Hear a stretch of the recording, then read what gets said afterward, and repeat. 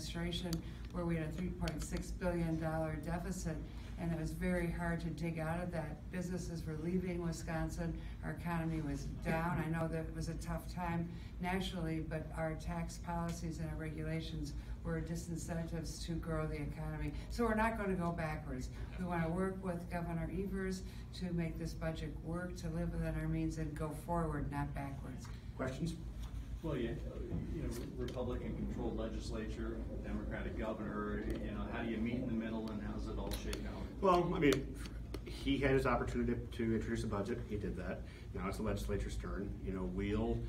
We'll put a budget forward that not only meets the priorities of the people of Wisconsin, but also lives within our means, as Senator Darling has mentioned, but also meets the what I believe are the priorities of the people of the state of Wisconsin. At that time, then there's an opportunity for us to to negotiate back and forth. I would say actually we've kind of made offers to the governor's office to begin negotiations.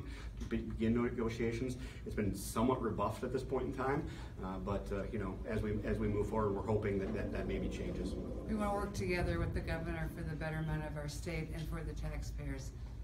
So that's it. Thank you. Well, one other final quick question. Just the attendance. It sounds like it's been great at the three previous ones. There's a lot of people here today.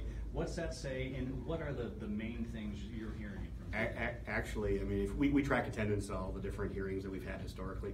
I'm not sure that these are historic numbers, because I don't believe they are. Probably during the Act 10 budget, I think those were probably historic numbers. But we're hearing a lot of consistent messages. These type of hearings are not the type that oftentimes motivate people to get off their couch and come here and testify. There's a lot of, you will see a lot of coordinated testimony today, which is great. Everybody's got their opportunity to speak.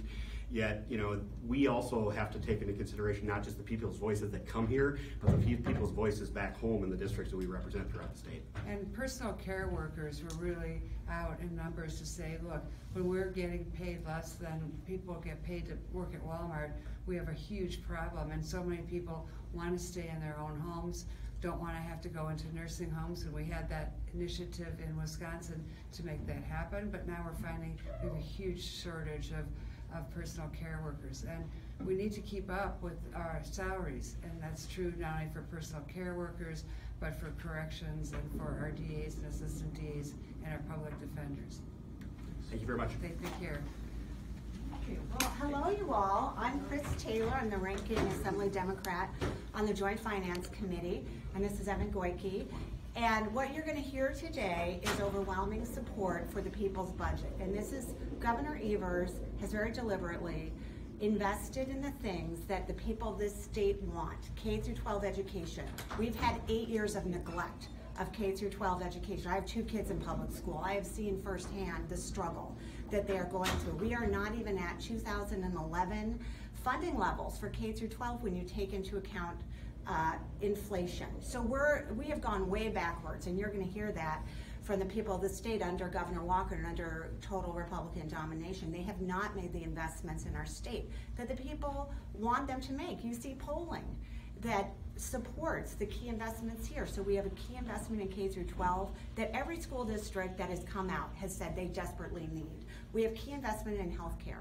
Imagine covering more people and saving $324 million in state monies. Imagine attracting $1.6 billion federal dollars. That's what this budget does for healthcare, to expand access to healthcare. So this budget is a great budget. It makes the investments that people want, and it cuts property taxes. There's no increase in property taxes according to the nonpartisan Fiscal Bureau. Under Republican control, we have seen school district after school district go to referendum to raise their property taxes due to their failure to not fund our schools. We have seen billions of dollars go to unaccountable private schools that have raised the tax levy. So what's happened is schools have gone to the levy to try to make that up. So this finally is a budget that invests in the core priorities and transportation.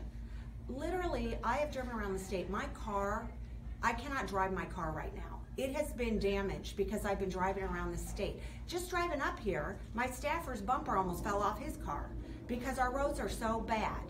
That's how, and finally we have a governor who's going to fix our roads. We need that for our infrastructure. I So- just want to add two things in response to what the Republican co-chair said this morning just now. One is that there's this argument that Republican leaders have been rebuffed in budget negotiations, and that's not true. I was with Governor Evers last night in Oshkosh, and he announced that right now, today, he is meeting with Republican leaders in the state capitol. So to say that the governor has rebuffed negotiations is not true. And the second thing is that negotiations require a solution to be offered. Right now, we're hearing criticism of pieces of the governor's budget from Republicans, but no solution. That's not negotiation. You can't just criticize and not offer a solution. And so we're waiting to hear what their plan is. The governor has started the negotiations with his proposed budget. He's offered a vision for where Wisconsin will be for the next generation. It's something that Representative Taylor and I and Democrats around the state strongly support. And we're waiting to hear what their plan is. And so it's the ball is in their court to see how they will fund public schools, healthcare, transportation. And then the second thing I want to respond to is to say that somehow the people out in the audience today are some coordinated out-of-state special interests. This is not true, and you all have the power today to interview individuals that are here to testify. I don't think there's anything nefarious to have senior citizens come together to advocate for better health care, or for parents and teachers to advocate for increases in public education funding. They're not out-of-state interests. They're not coordinated bad guys. They're residents of Wisconsin fighting for investments that they believe in. They're not handpicked like what Governor Walker used to Would do. you say this is your fourth and final one of these? Most of the people have been in support of the government? Overwhelming. A handful have opposed. Most people come out, and these are regular people. These are, moms and dads. We've had kids come out. They are in overwhelming support of this budget. Like nothing I've heard. When I was on the budget committee in the 2015-2017 cycle, people came out crying in opposition to the budget. This is a totally different thing. People come out, they are begging these Republican legislators to do the right thing and fund these priorities. We hope that they do the right thing. Thank you very much. Thank you so much.